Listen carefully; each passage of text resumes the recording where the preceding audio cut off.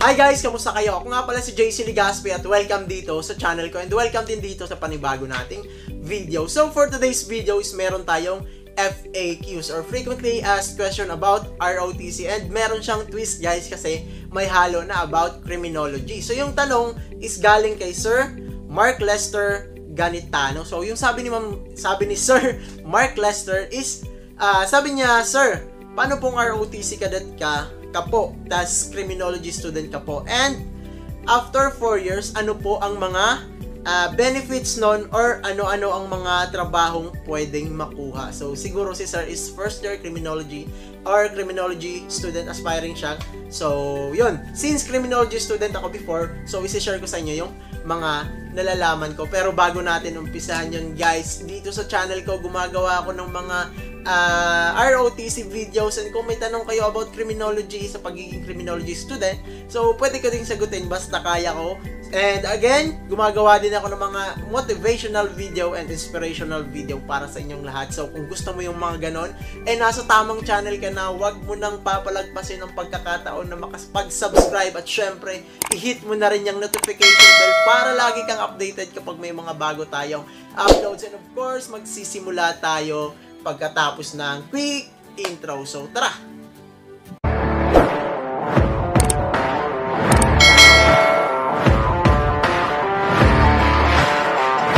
At ayun na nga guys, no, sasagutin ko na yung tanong ni Sir Mark Lester. So may about ROTC and may about criminology. So una muna, bago tayo magsimula is disclaimer muna. So ako po ay former ROTC officer, former criminology student, but hanggang second year lang yung natapos ko kasi so sad natigil ako sa pag-aaral because we are financially incapable and because of this pandemic na din dahil nawalan sila mama ng trabaho and si mama lang yung nagtatrabaho sa amin. So I need to stop kasi hindi kaya. So maybe I will resume sa kapag nakapag-ipon na ako. So ngayon nagtatrabaho ako. So isi-share ko kay Sir Mark Lester or sa inyong lahat yung mga napag-aralan ko before. So yung tanong ni Sir Mark Lester kung cadet ROTC cadet ka daw po and criminology pa po, ano ba after 4 years after mo matapos ang criminology, ano ba yung mga pwede mong maging trabaho? So unahin natin yung sa ROTC syempre. Pag ROTC cadet ka, hindi naman mention ni Sir kung ano, no, officer hindi. So kapag ROTC cadet ka, hindi officer, matapos mo yung basic ROTC, magkakaroon ka ng serial number and magkakaroon ka din ng certificate. Pag ROTC officer ka man naman, matatapos mo yung basics and advanced ROTC, magkakaroon ka ng certificate sa dalawang training na yun, 2 years yun. And marami kang training na madadaanan kapag nag-ROTC officer ka. So yun yung benefits na ng pagiging ROTC cadet mo. Kapag hindi officer, reservist ka na, may serial number, but basic ROTC lang yung natapos mo. And kapag basic and advanced ROTC ka, magkakaroon ka ng serial number and certificate, both training and marami kang training na mapagdadaanan. And yung mga certificate na yon is pwede mong magamit sa mga trabahong applyan mo. At punta na tayo dun sa pangalawang tanong ni Sir Mark Lester. Ano nga ba yung mga pwedeng maging trabaho ng mga naging criminology student after 4 years or after nila mag-graduate? So eto, may mga notes ako dahil hindi ko sobrang dami guys yung mga napag-aralan ko before. Binulat-lat ko ulit yung mga notes ko na pinadala ko dito kay mama galing sa bahay dahil tatrabaho ako and stay yan ako. So pinadala ko dun kay mama yung mga notes ko kasi nandyan pa rin yung mga notes ko guys. O nga pala guys, yung mga sasabihin ko dito is based din sa libro and based sa mga napag-aralan ko noong nag-aaral pa ako, and dinagdagan ko na lang ng iba pa para mas kompleto talaga yung makukuha yung impormasyon dahil nag-search din ako sa Google. So for more information, just search din kayo, do your own research pa rin kasi mas maganda yung marami kayong alam, and syempre mas maganda yung pinasok nyo yung course nyo nang alam nyo lahat. So ito na. So according to Republic Act 1131 or the Philippine Criminology Profession Act of 2018, Section 34 and 35. So guys, hindi ko na kinabasado, hindi ko na nilagay yung meaning ng Section 34 and 35 ng Republic Act 11131 or the Philippine Criminology Profession Act of 2018. So sa Section 34, yung stated doon yung mga criminology student na board passer is exempted na or civil service eligible na. Ibig sabihin, kahit hindi kayo mag-take ng civil service exam, pwede na kayong mag-apply sa mga trabahong pwede nyo mapasukan. And sa section 35 naman is mga criminology board passer or licensed criminologists is priority kapag mag-a-apply kayo sa mga trabahong babangkitin ko mamaya. So, unahin muna natin yung mga government agencies na pwede nyo pag-applyan. So, unang-una dyan is yung DILG, Department of National Defense, and the DOJ or Department of Justice. O nga pala, yung DILG is Department of Interior Local Government, at sa Department of Transportation and sa PDEA or sa Philippine Drug Enforcement Administration. So, doon pwede kayong mag-apply sa mga agencies na 'yon. So, ano naman yung mga trabahong pwede nyong applyan sa mga agencies na 'yon? So, unahin natin sa DILG. Of course, yung Tri-Bureau, yung pinakasikat, pinaka-popular sa mga criminology, and I think yung ibang criminology student is eto lang yung alam, yung Tri-Bureau. Sa PNP or Philippine National Police, pwede kayong mag-apply kapag tawag dito, board passer na kayo and licensed criminologist na kayo kapag nakuha nyo na yung lisensya ng criminology and napasa nyo yung board. So guys, yung board exam ng criminologist, kung hindi nyo pa alam, 3 days po yung exam ng criminology. Kasi ang dami nyong pinag-aaralan sa about law, sa criminology, ang daming pinag-aaralan. So good luck sa inyong lahat na magbo-board exam. Kayang-kaya nyo yan dahil pinasok nyo yan. So yung pangalawa is BFP. Under DILG pa rin to guys, BFP or Bureau of Fire Protection. So, yan, pwede kayong mag-apply kapag licensed criminologist na kayo. And sa pangatlo is the BJMP or the Bureau of Jail Management and Penology. So, pwede kayong mag-apply dyan kapag licensed criminologist na kayo. And yung pangatlong government agency is the Department of National Defense. So, under Department of National Defense is the Armed Forces of the Philippines. So, pwede kayo dyang mag-apply kapag licensed criminologist na kayo. At susunod natin is DOJ or Department of Justice. So, under Department of Justice, nandyan yung BUCOR or Bureau of Correction. So, sa Bureau of Correction, pwede kayong mag-apply sa Parole of Probation and Administration. So, dito naman sa Parole of Probation and Administration, pwede kayong mag-apply bilang Parole of Probation Officer.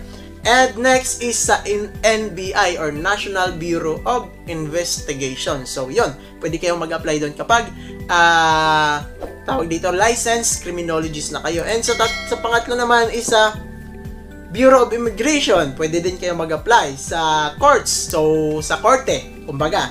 So, sa korte naman, pwede kayong mag-apply as sheriff. So, yung next natin na department is Department of Transportation. So, dyan, kung saan pwede tayong kumuha ng lisensya, LTO. Pwede kayong mag-apply sa LTO. So, sa LTO naman, yung pwede nyong applyan is bilang investigators or field inspector or officers. So, yun, pwede kayong mag-apply doon sa LTO. Yun yung mga posisyon. And pwede din kayong mag-apply sa PCG. Pwede din kayong mag-apply sa Commission on Human Rights. Pwede din kayong mag-apply sa Department of Foreign Affairs. So, ayan. Pwede din kayong mag-apply bilang Document Examiners and Investigators. So, ayun. Pwede yun. Ang dami, no? So, wait, there's more. Marami pa to. Kasi dinagdagan ko nga ng iba pa. Naghanap pa para mas marami kayong matutunan.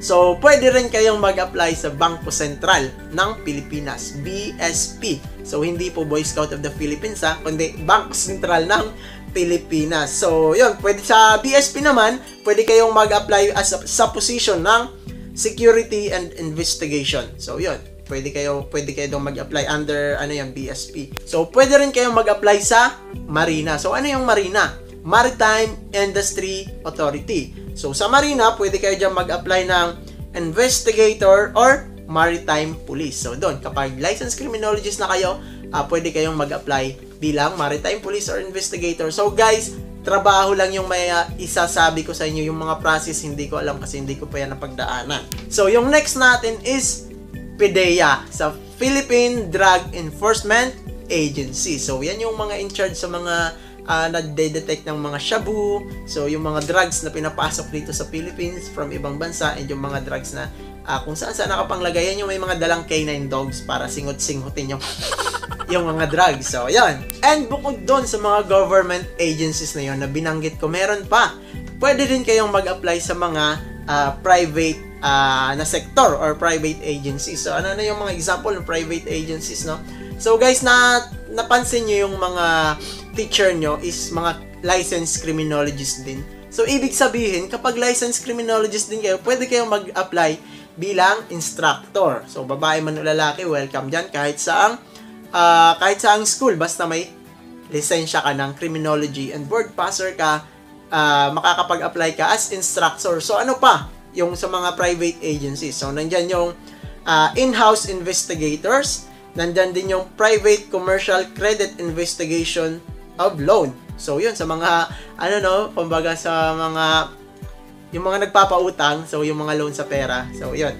And next naman is, pwede kayong mag-apply bilang general managers or director of private security agency. So, ano yan? So, yan, dyan nag-a-apply yung mga security guards kami. So, dahil security guard ako ngayon.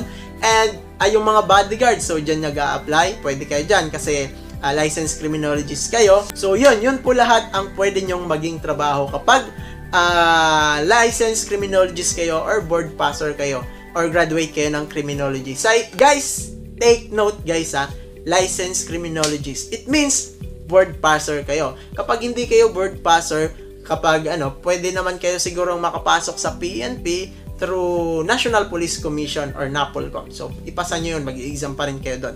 So, ayun po, kung napapansin nyo, sobrang dami. So, guys, yung iba doon is dinagdagan ko lang. Kasi nung nag-aaral pa ako, yung alam ko lang is yung under DOJ, under DILG, and under tawag dito, Department of National Defense, yung tatlong agency lang ng government na yon. Pero ang dami pa palang agency. So may natutunan din akong bago dito sa tanong ni Sir Mark Lester, no? Kasi yung ibang trabaho na sinabi ko doon na hindi under doon sa tatlong government agency na yon is hindi ko rin alam before. So nag-search lang ako sa Google and nalaman ko lahat yon. So yun guys, lahat ng information ngayon is accessible na. Do your own research. Kasi nga, sa panahon natin ngayon, yung mga impormasyon, yung mga kailangan pag-aralan is sinusubo na sa atin.